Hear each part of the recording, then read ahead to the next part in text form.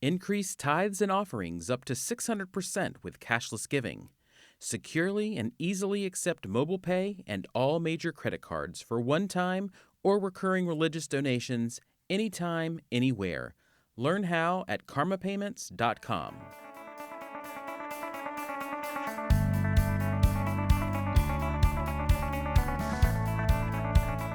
Well, we're about a month and a half into the new year 2020, a month and a half into the new decade, and you're hopefully in that sweet spot between Christmas and Easter. You've recovered from the crunch of Christmas and you're not yet too stressed out about Easter, although Lent is right around the corner. But don't worry, MyCom has tons of resources to help you get through the Easter season.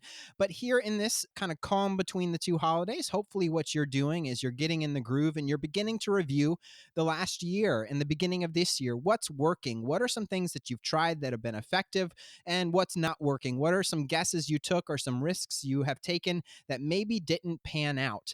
This is perhaps a better time of the year than right at the beginning of January to take a look at New Year's resolutions. And so we, on this episode of the MyCom Church Marketing Podcast, are going to do that with one of our resources ourselves. We're going to see, where did we succeed? Where were we right? And maybe where were we wrong?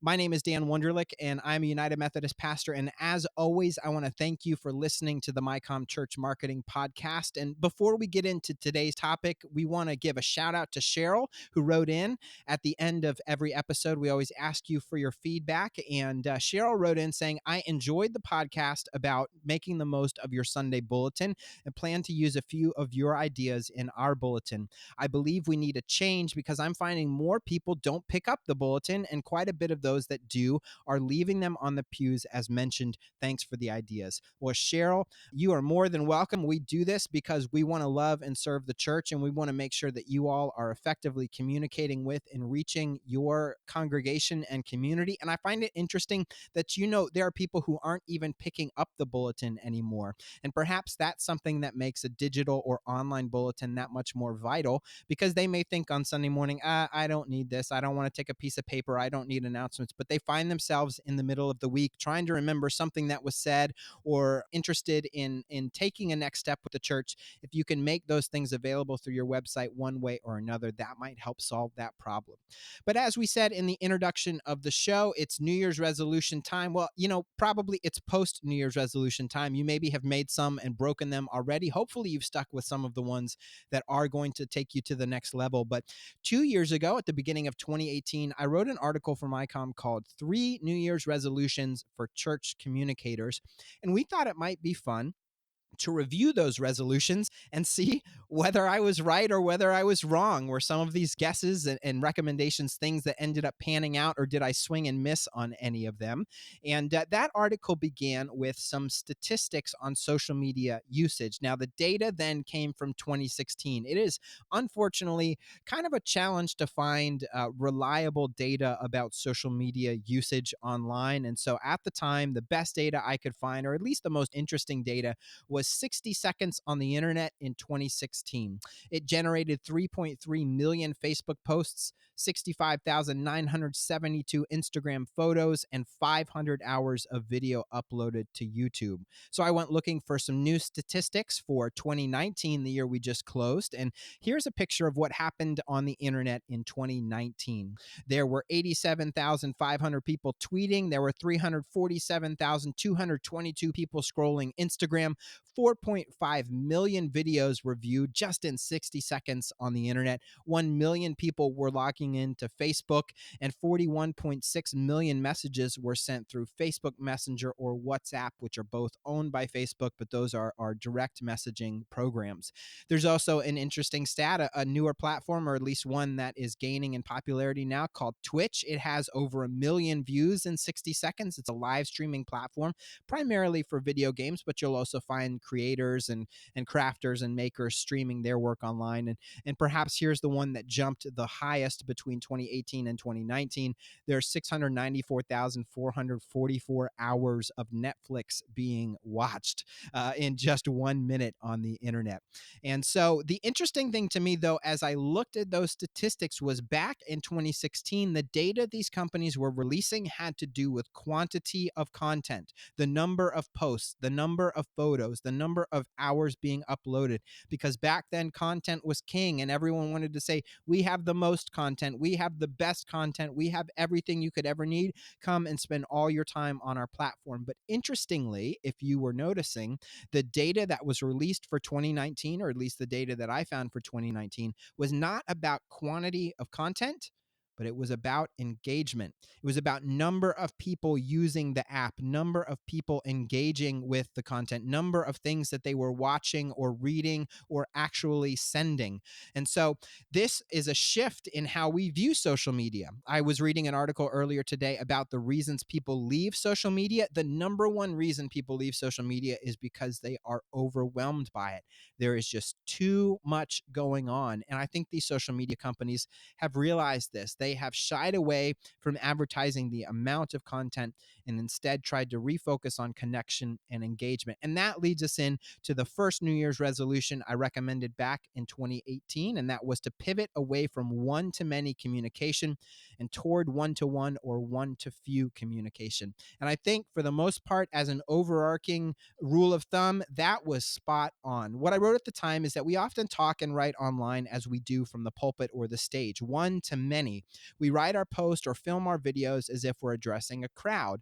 But the truth is, even if we are addressing a large crowd of people through social media, most people aren't using social media as the sole thing they're doing. Most people are scrolling Facebook or Twitter or Instagram while they're watching TV or listening to TV.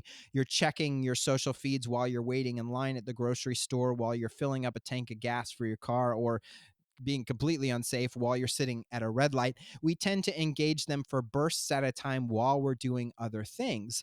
And so this kind of, I am talking to a large group, is going to fly right over the head and not engage with people who are just mindlessly scrolling or looking for a quick hit. What helps people connect, particularly through mobile devices, is the feeling like it is a one-to-one connection. Because you think about it, even if there are a million people watching your Instagram story, they're usually watching it one at a time. It's one person looking at the phone, and that video message is going to look an awful lot like a FaceTime chat or a Skype chat. It's going to look a lot like they are speaking or listening to you directly. And so what I recommended at the time was shifting our communication style.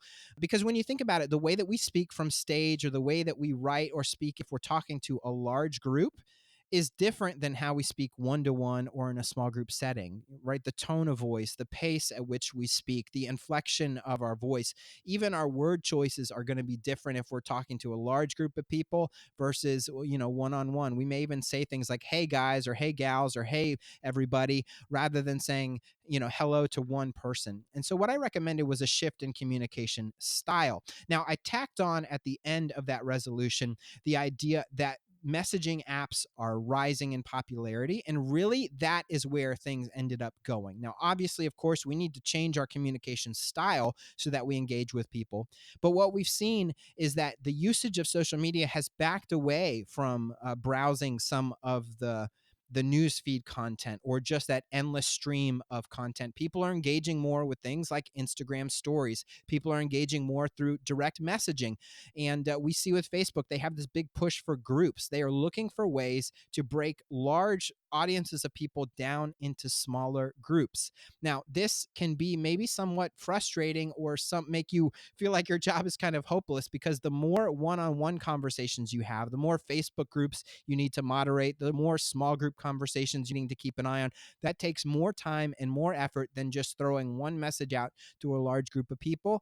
But this is how people are using social media these days. We've talked a ton on MyCom in the blog and the newsletter and in the podcast about using things like Facebook groups to engage with smaller groups of people. So I would say that I was partially right, partially wrong, but it's certainly something that we need to focus on in 2020, because this is how people are more and more engaging on social media. In everything, give thanks. We value our partners who improve our world, like Karma Payments. Their products and services help increase tithes and offerings up to 600%. Maximize financial gifts of gratitude by accepting mobile pay and all major credit cards for one-time or recurring contributions, anytime, anywhere. Worshippers simply select their generous amount and tap, dip, or swipe for instant giving. The device is handheld size, portable, weatherproof, and may be purchased, leased monthly, or rented for one-time events. Securely manage offerings with all-inclusive payment solutions at low-cost rates.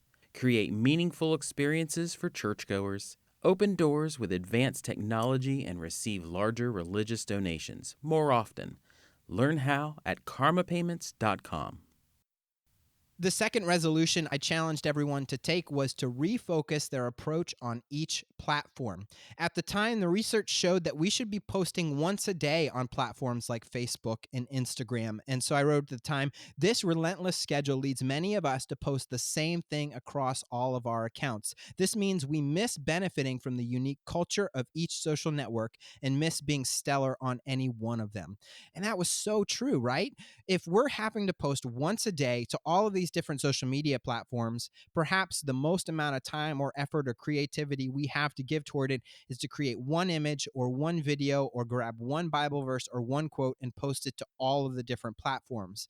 But of course, when you try to reach everybody, you reach nobody. When you try to succeed on all of the platforms at once, you generally don't succeed on any of the platforms. In fact, there's a meme going on right now at the beginning of 2020. Maybe you've seen it. It's four different photos of the same person. One is labeled LinkedIn, one is labeled Facebook, one is labeled Instagram, and one is labeled Tinder, which is a dating app. And it's photos of four photos of the same person, but they're all different styles. So LinkedIn is usually a really professional looking headshot or someone really dressed up. Facebook is usually an informal photo of you hanging out with friends. Instagram is one of the kind of overly hip, overly processed, overly edited photos, really artsy. And then the Tinder photo is usually someone like in a sweater snuggling with a dog or a cat to try to make themselves look really, lovable and huggable, I guess. But if these four platforms have a unique enough style or a unique enough vibe for this meme to succeed, it means that they all have a distinct personality. And when we try to do the same thing for all four of them, we are not going to succeed. And so I would say that this was an absolutely right resolution to have, and it's one that we should continue having. Now, here's the good news. As we talked about, content has become overwhelming. And so it is no longer necessary to post one thing every day because the truth is the space in the news feeds are going down. People's amount of time and attention span for number of posts in Instagram stories or number of emails to read or all these things, everyone's bandwidth for content is getting smaller and smaller. And so rather than posting something passable every day, it's a much better approach to post something that's really engaging, maybe 1 to 3, 2 to 4 times a week. It's much better to post something on Tuesday and Thursday that is going to generate engagement, that's going to get people excited, that's going to get people commenting and sharing, rather than trying to get something up 7 days a week. The other interesting thing I noted is that there are different tools that are useful on each social media platform. So, for example, in the beginning of 2018, hashtags led to increased engagement on Instagram, while hashtags aren't really a thing on Facebook. And it continues to be true that hashtags aren't really a thing on Facebook. But what was interesting is that as the course of 2018 went along, hashtags lost their effectiveness as a tool for increased engagement. As 2018 went along, hashtags became less and less effective. But as the course of 2019 went along, hashtags became effective again, and they are once again here at the beginning of 2020, an effective way to get increased engagement and find new followers for your account. Now, I assume that this is something having to do with Instagram messing with the algorithm more than it is in 1 year's time. Everyone decided to stop using hashtags, and now they've decided to start using them again. But it's a good reminder that the things that work today won't always work tomorrow. The things that Facebook is promoting today might not always be effective tomorrow. And so it is best to know your audience and to try to cater to them and do what they want to do. But it also teaches us to be nimble and flexible. And of course, along those lines, the second half of that resolution was to take a look at things like your Facebook insights or the analytics available if you convert your Instagram profile to a business profile. Then you can finally get some demographic information. What is the gender of folks engaging with your content? What is the age of folks engaging with your content?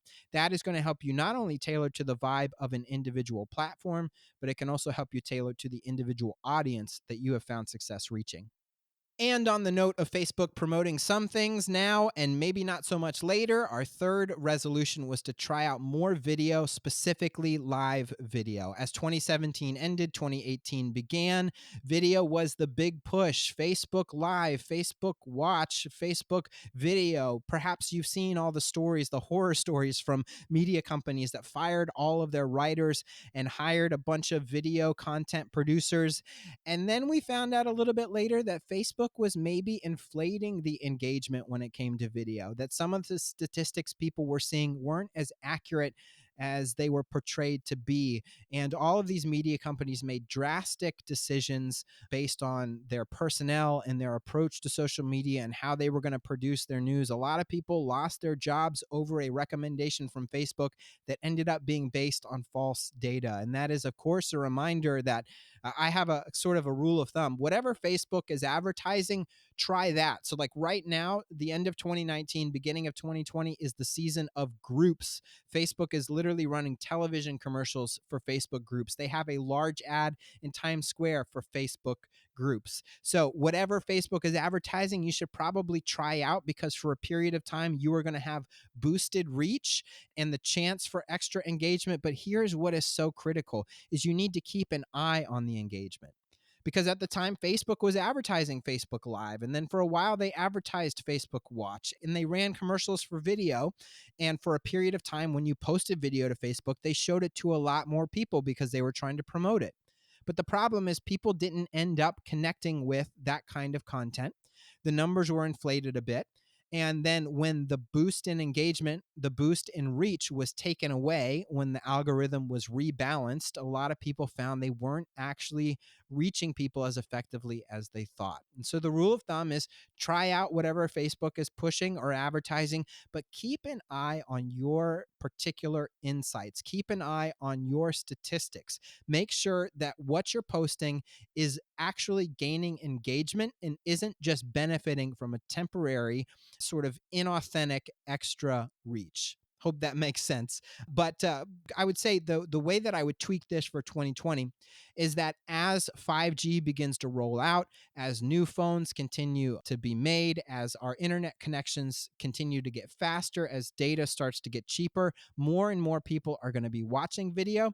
And here's the other piece of good news is that the bar for quality on video has gone down so much just in the last 2 years. Perhaps you've heard about a new social media platform called TikTok. We're not really going to talk about it in today's episode, and it's not necessarily something I would encourage churches to hop on anytime soon, but it is one of the faster growing social media platforms. It is entirely video, and it is almost entirely video shot and uploaded in people's bedrooms and bathrooms. The New York Times just ran an article recently about the home bathroom has become the world stage. And so the bar for quality has gone down. People are expecting a more authentic look to videos online. And so I would encourage you, again, here in 2020, try out more video, but it doesn't mean you need to go out and buy the nicest camera and the biggest set of lights and a really expensive microphone. It doesn't mean that you need to hire the most advanced video editors. You can use the phone that's in your pocket or in your purse. The camera on there is good enough. There are plenty of apps that will let you edit videos on the fly, put them together, and get them online. It's far more important to give it a shot and get going than to wait until you can afford big equipment because you just don't need it anymore.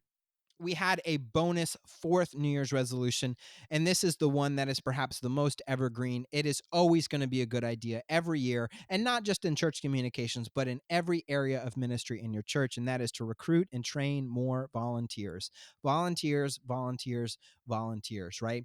There's only so many people your church can hire. There's only so much that you can do as someone who has been hired or someone who is the primary volunteer in this area. I know many of you are also pastors, and there's only so much time you have to dedicate to this. So recruiting and training volunteers is critical for every area of ministry, not just to get the work done, but to remind the people in our church that while certain people may be pastors and certain people may be staff members, everyone is a minister. Everyone has a responsibility to serve the church and to serve the community and to be in ministry with the community. And the truth is, not everyone is going to want to stand at the front door and shake hands. Some people are talented photographers or videographers. Some people may want to moderate a Facebook group for you. Just keep an eye on the conversation, make sure posts stay fresh, make sure people stay civil, make sure things are going well. There are some volunteer opportunities you might have in the church communications department that don't exist elsewhere, that are perfect for some of the people in your church who have wanted to volunteer but haven't found their place yet. And now, listeners, we want to hear from you. What did you think of these 3 New Year's resolutions and, of course, the bonus 4th? Just as a reminder, the first was to pivot away from one-to-many communication and toward one-to-one or one-to-few communication. The second was to refocus your approach on each platform. The third was to try out more video. And that fourth was to recruit and train more volunteers. I want to hear from you. What did I get right? What did I get wrong? What have you tried that's worked? What have you tried that hasn't worked? What are some of your church communications New Year's resolutions? If you write to us at podcast@umcom.org, we might just share your story or thoughts on a future episode, as we did with Cheryl's email at the beginning of today's episode. And of course, you can always use that email, podcast@umcom.org, to send us any feedback or topic suggestions you have for the show. We would love to hear from you. Finally, if you found this podcast to be helpful and you'd like to make sure other church communicators like yourself find this resource, the 2 biggest things you can do are to share this episode with your friends and colleagues and leave a review on Apple Podcasts, Google Play Music, or whatever service you're listening to us on right now. Thanks again for listening to the MyCom Church Marketing Podcast.